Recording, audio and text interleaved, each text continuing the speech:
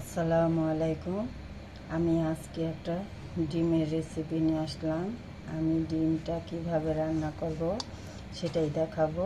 আর এখানে আমি কিছুটা পেঁয়াজ নিয়েছি। এই পেঁয়াজের সাথে একটু মরিচের গুঁড়ো মিশিয়ে দিব সামান্য পরিমাণে। দিয়ে দিলাম একটু ধনিয়া গুঁড়ো আর দিয়ে দিব হলুদের গুঁড়ো। এখন এটা একটু ভালো করে মিশিয়ে নিব। এখন দেবো আবার একটু লবণ। এখানে আমি 2টা ডিমের রেসিপি করব, আপনারা ইচ্ছা করলে বেশি করতে পারেন। এখন আমি লবণটা ভালো করে মিশিয়ে নিব। আর এখন ডিম দুটো ভেঙে দিব। দেখুন, ভেবেছিলাম 2টো ডিম রান্না করব, না, এখন 3টে ডিমই রান্না করব। এই ডিমটা অনেক ছোট।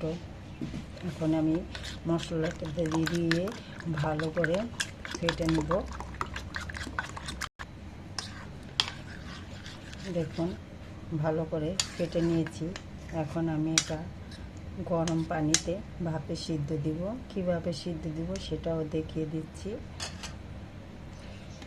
এই ছোট কড়াইটা নিয়েছি। এখানে এখন আমি একটু তেল দিয়ে দিব। তেল দিয়ে ভালো করে এটা মেখে তারপরে আমি ডিমটা ঢেলে দিব। দেখুন, ভালো করে তেলটা মেখে নিয়েছি। এখন আমি ডিমটা ঢেলে দিব। ঢেলে নিয়েছি। এখন আমি গরম পানিতে সিদ্ধ দিব, মানে গরম পানির ভিতরে এটা দিয়ে দিব। দেখুন, গরম পানির মধ্যে দিয়ে দিয়েছি। এখন আমি সরা দিয়ে ঢেকে রেখে দিব সিদ্ধ হওয়া আগ পর্যন্ত। দেখুন, হয়ে গেছে, ফুলেও কতটা বড় হয়ে গেছে। এখন আমি এই গরম পানি থেকে উঠে নিয়ে, যে গরম পানি বলক আসতেছে, এভাবে আমি এটা সিদ্ধ করে নিলাম। এখন এটা উঠিয়ে ঠান্ডা করে ঢেলে নিব। দেখুন, পানি থেকে উঠিয়ে নিয়েছি। এখন এটা একটা আলাদা প্লেটে ঢেলে নিব। আলতো করে আগে একটু হালকা করে উঠিয়ে নিব।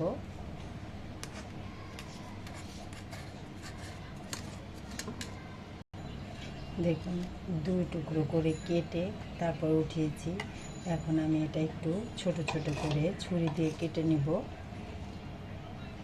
এই দেখুন, ছোট ছোট করে কেটে নিয়েছি। এগুলো যেহেতু রান্না করব, রান্না করলে আরও ফুলে উঠবে। এখন আমি রান্নায় চলে যাচ্ছি।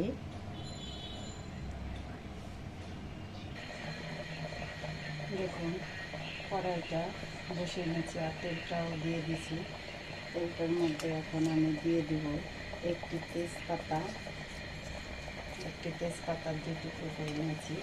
আর 1 টুকরো দারচিনি, 2 টুকরো এলাচ,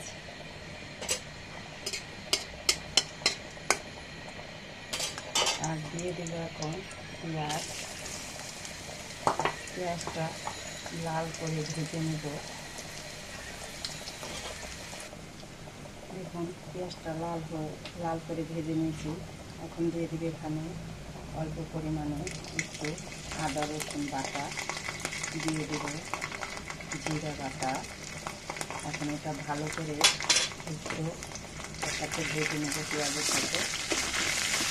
আর এই সময় একটু চুলার জালটা কমিয়ে নিতে হবে, নাহলে পেঁয়াজটা পুড়ে যাবে।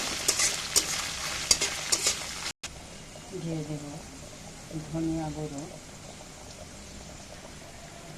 মরিচের গুঁড়ো।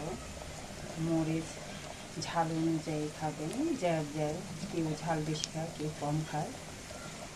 আমি একটু ঝালের পরিমাণটা বেশি দিলাম। দিয়ে দেব হলুদের গুঁড়ো। এখন এটা একটু তেলে ভেজে নেব। এখন আমি একটু পানি দিয়ে কষিয়ে নেব। দিয়ে দেব স্বাদ মতন লবণ।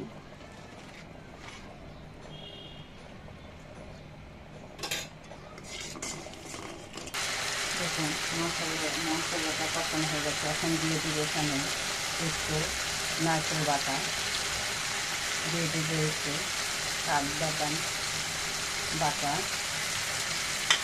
এটা দিয়ে আবারও মশলাটা ভালো করে কষিয়ে নেব। দেখুন মশলাটা কষানো হয়ে গেছে। এখন আমি এখানে দিয়ে দেবো কতটুকু আলু। এখানে আমি 2টা আলু কেটে নিয়েছি। এখন আলুটা ভালো করে কষিয়ে নেব। দেখুন আলুটা মশলার সাথে খুব ভালো করে কষিয়ে নিলাম। তেল উঠে গেছে। এখন এখানে দিয়ে দেব এই ডিমগুলো, কাটা ডিমগুলো দিয়ে একটু নেড়ে চেড়ে দিব। আলতোভাবে দিব যাতে ভেঙে না যায়। এটা কিন্তু খেতে খুবই স্বাদ, মানে খুবই ভালো লাগে।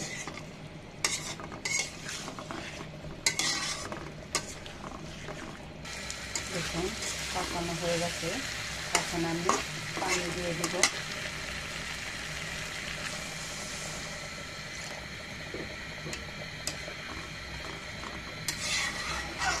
পরিমাণ মতন পানিটা দিয়ে দিলাম।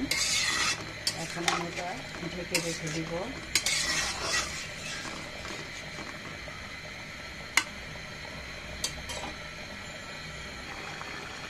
দেখুন ডিম তরকারিটা হয়ে গেছে। এখন আমি এটা নামিয়ে নেব। যে দেখুন সম্পূর্ণ কোনোটা ডিমে ভাঙে নাই। দেখুন আর ঝোলটাও গাঢ় হয়ে গেছে। এখন আমি এটা নামিয়ে নেব। দেখুন ডিমটা নামিয়ে নিলাম। কত সুন্দর হয়েছে কালারটা কিন্তু অনেক সুন্দর হয়েছে। আর এটা দিয়ে ভাত খেতেও খুব মজা লাগে, রুটি দিয়েও খেতে খুব ভালো লাগে। আর এখানে কিন্তু টমেটো দেওয়া যেতে পারে কি টমেটো দেওয়া যায়, কিন্তু আমি টমেটো দিইনি। এখন বর্তমানে যে বাজারের দাম, টমেটো অনেক দাম, ধনিয়া পাতা অনেক দাম। তা আমি এখন এখানে ধনিয়া পাতা বা টমেটো কোনোটাই ব্যবহার করিনি। আপনারা ইচ্ছে করলে ব্যবহার করবেন। বন্ধুরা, যদি ভিডিওটা ভালো লাগে একটা লাইক শেয়ার করবেন, কমেন্ট করে জানাবেন এবং ভিডিওটি সম্পূর্ণভাবে দেখে আমার চ্যানেলটি সাবস্ক্রাইব করে দেবেন। আল্লাহ হাফেজ।